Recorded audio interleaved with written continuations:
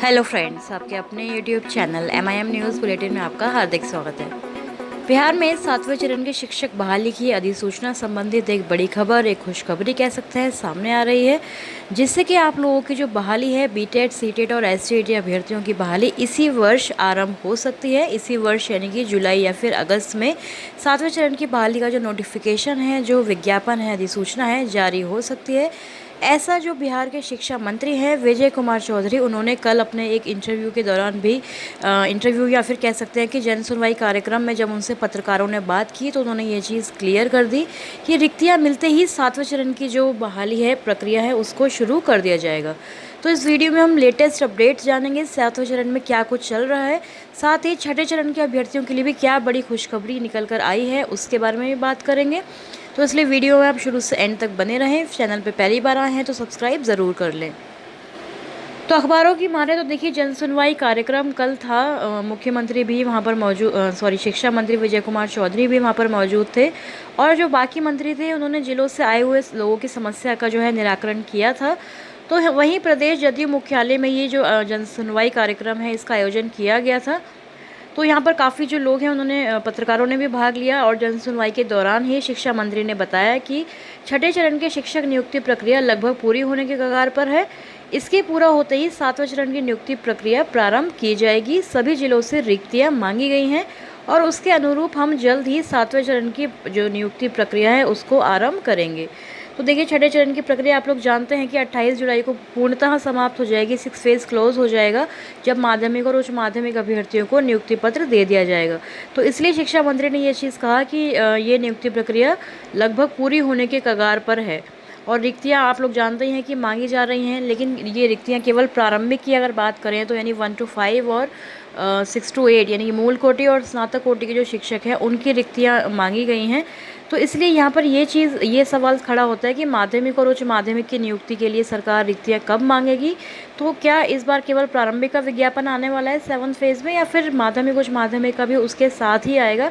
इस सवाल पर अभी कोई भी जो जवाब है शिक्षा मंत्री या फिर शिक्षा विभाग के किसी भी अधिकारी की तरफ से नहीं आया है। तो आज के अखबारों की यदि हेडलाइंस की आप बात करेंगे तो हर जगह आपको यही देखने को मिलेगा कि 7वें चरण की नियुक्ति प्रक्रिया जल्द शुरू होगी। जल्द ही जो है 7th फेज़ की बहाली की अधिसूचना जारी करेगी सरकार। हर जगह यही जो हेडलाइन है इसको मुख्यतः प्रकाशित किया गया है, क्योंकि कल ही शिक्षा मंत्री बहुत दिनों बाद 7th फेज़ पर बोलते हुए नज़र आए थे।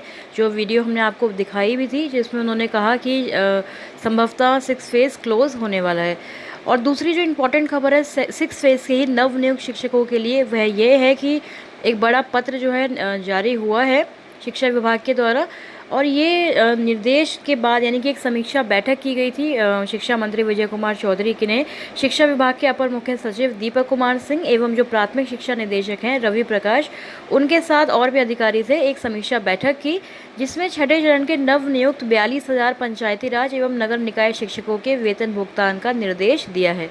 हालांकि जो दीपक कुमार सिंह ने ट्वीट किया उसमें भी आपको विरोधाभास देखने को मिला। हालांकि तो कई सारे अभ्यर्थियों ने प्रश्न भी पूछने शुरू कर दिए कि आपके ट्वीट का, आपके जो लेटर है इसका समझ में नहीं आ रहा कि कब तक ये वेतन देने का निर्देश दिया गया है, क्योंकि इसमें मार्च 2023 तक वेतन भुगतान करने का निर्णय लिया गया। तो अभ्यर्थियों में ये कन्फ्यूजन क्रिएट हो गई कि भाई सितंबर 2022 तक ही डॉक्यूमेंट्स का जो सत्यापन है वह होना है, तो मार्च 2023 का अब ये नाम क्यों लिया जा रहा है। तो जो प्राथमिक शिक्षा निदेशक हैं रवि प्रकाश, उन्होंने इन सारे ही सवालों को बड़ी डिटेल में क्लियर करते हुए लगातार ट्वीट्स भी किए, अभ्यर्थियों के सवालों को जवाब भी दिया। तो आप लोग देख सकते हैं कि दोनों ही जो काम है, यानी कि 7वें चरण के लिए आप लोग जानते हैं कि धरना प्रदर्शन चल रहा है, तो उसके लिए भी सरकार कह रही है कि जल्द हम कर देंगे। और दूसरा, वेतन निर्धारण के लिए भी यदि आप आज के अखबारों को देखेंगे तो यही लिखा है कि छठे चरण में नियुक्त 42,000 शिक्षकों को जल्द मिलेगा वेतन। तो ये जल्द शब्द का प्रयोग देखिए बहुत ज़्यादा बिहार में हो रहा है, खासकर शिक्षक बहाली और वेतन भुगतान को लेकर। और ये जो वेतन भुगतान की बात है, ये 2 जून का आप लोगों को ट्विटर आंदोलन, ट्विटर कैंपेन याद होगा, जिसमें वेतन संबंधित जो है हैशटैग यूज़ किया गया था कि वेतन दो बिहार के टीचर्स को।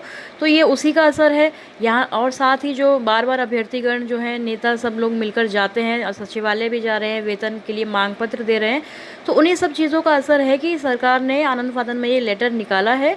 और ये तो सारी चीज़ें मतलब जो भी लेटर में लिखी गई है हमको पहले से ही पता है कि भाई 30 सितंबर तक ये सत्यापन का कार्य होना है, उसके बाद जो है वेतन भुगतान की कार्रवाई की जाएगी। लेकिन फिर से इन चीज़ों को चलिए संज्ञान में लाकर एक बार क्लियर किया गया है। अब क्या होगा कि जो नगर नियोजन इकाइयां हैं, जो पंचायतें हैं, सभी अपनी अपनी तरफ से लेटर जारी करेंगी कि भाई मास्टर डेटा सर्विस बुक वगैरह सबमिट करनी है। तो ये एक अच्छी पहल हम कह सकते हैं विभाग के द्वारा दोनों ही मामलों में, चाहे 7 फेज़ की अधिसूचना की बात कर लें या फिर वेतन भुगतान की बात करें, दोनों ही चीज़ें ये एक तरह से अच्छी हैं शिक्षक अभ्यर्थियों के लिए।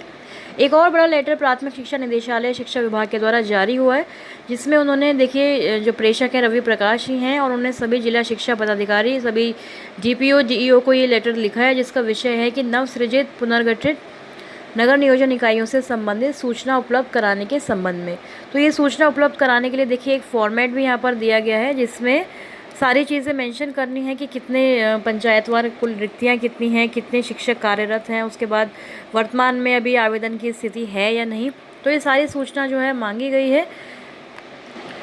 वहीं दूसरी तरफ जिला शिक्षा पदाधिकारी जो जमुई के हैं डीईओ, उनके कार्यालय से एक लेटर जो है जारी हुआ है, जिसमें आदेश दिया गया है कि नियोजित शिक्षकों के प्रमाण पत्र का विभागीय पोर्टल पर अपलोड किया जाना है। देखिए अभी तक ये जो पोर्टल पर अपलोडिंग का कार्य है वह कार्यरत ही है, वह चल ही रहा है। सभी तो इन्होंने जो बीईओ हैं उनको डाटा एंट्री ऑपरेटर एवं जो सहयोग स्टाफ है उनको ये 8 जून 2022 के पूर्वाह्न 10 बजे अनिवार्य रूप से योगदान हेतु विरमित करना सुनिश्चित करने की बात भी कही है। और सभी डेटा एंट्री ऑपरेटर जो हैं अपने साथ लैपटॉप के साथ यहाँ पर योगदान करना है। तो इन चीज़ों के लिए भी देखिए लेटर लगातार जारी हो रहे हैं, यानी शिक्षा विभाग एक बार फिर से एक्टिव मोड में आ चुका है। सबसे मेन बात यहाँ पर यही है कि 7वें चरण की बहाली के लिए जो रिक्तियाँ मांगी जा रही हैं वह केवल प्रारंभिक की हैं, 1 to 5, 6 to 8 की हैं। तो माध्यमिक के लिए क्या होने वाला है, माध्यमिक का धरना भी चल रहा है। आप लोग जानते हैं कि एसटीडी अभ्यर्थियों का जो आमरण अनशन हम कह सकते हैं या फिर जो आंदोलन है अनिश्चितकालीन है, तो वह भी चल रहा है। उसको लेकर शिक्षा मंत्री विजय कुमार चौधरी ने कोई भी क्लियर स्टेटमेंट क्यों नहीं दिया। क्या माध्यमिक और उच्च माध्यमिक की बहाली ये नोटिफिकेशन के अलग से जारी करेंगे या फिर प्रारंभिक के साथ ही होगा? क्योंकि साल 2019 में हमने देखा था कि जब बहाली का विज्ञापन आया था तो उसमें माध्यमिक और उच्च माध्यमिक का पहले आया था और फिर 1-2 दिन बाद ही शायद प्रारंभिक की जो बहाली है उसकी अधिसूचना जारी की गई थी। तो लेकिन इस बार ये इतना ज़्यादा डिफरेंस क्यों क्रिएट कर रहे हैं? क्योंकि 25 फरवरी को ही नियुक्ति पत्र प्रारंभिक अभ्यर्थियों को दिया जा चुका है और अब 28 जुलाई को माध्यमिक और उच्च माध्यमिक को मिलेगा। तो एक तो ये इतना लंबा गैप इन्होंने किया है बहाली प्रक्रिया को अंजाम देने में। तो उसके बाद फिर क्या ये 7 फेज़ को भी ऐसा ही करेंगे कि प्रारंभिक का जो नोटिफिकेशन है वह पहले आ जाएगा और माध्यमिक और उच्च माध्यमिक का देर से आएगा?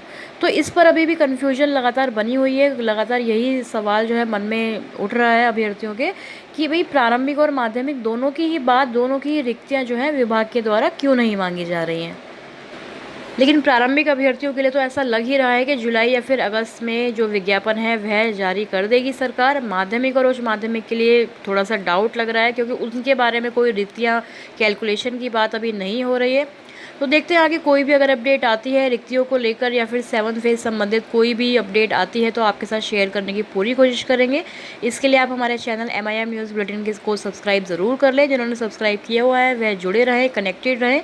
इस वीडियो में फ़िलहाल इतना ही। Thank you for watching.